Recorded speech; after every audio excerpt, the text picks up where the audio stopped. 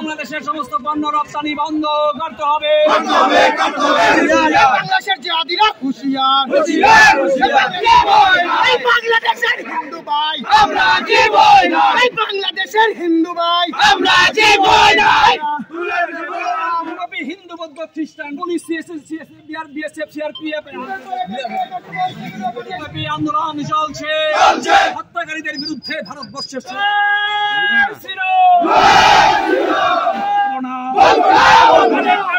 সমস্ত পণ্য রপ্তানি বন্ধ।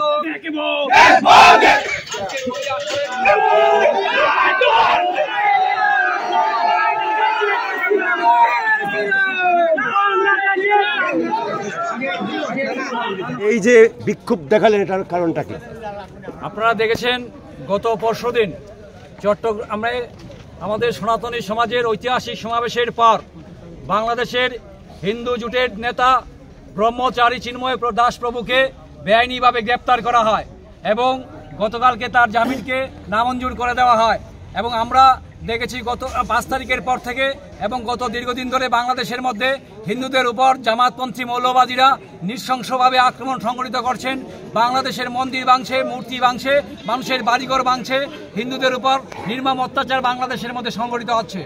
গতকালকে চিন্ময় প্রভুর জামিনের দাবিতে যখন চট্টগ্রাম আদালতে হাজার হাজার হিন্দু সনাতনী মানুষের সমাবেশ হয়, সেখানে বর্বরচিত আক্রমণ সংঘটিত হয়, অসংখ্য নারী পুরুষ সহ মহিলারা সেখানে আক্রান্ত হয়। তারই প্রতিবাদে আজকে কৈলাসহরের সমস্ত সনাতনী সমাজের পক্ষ থেকে আমরা আমাদের মনু ল্যান্ড কাস্টম দিয়ে সমস্ত ধরনের পণ্য সামগ্রী রপ্তানি এবং আমদানি বন্ধ করার দাবিতে আমরা এখানে আমরা গেট লাগিয়েছি।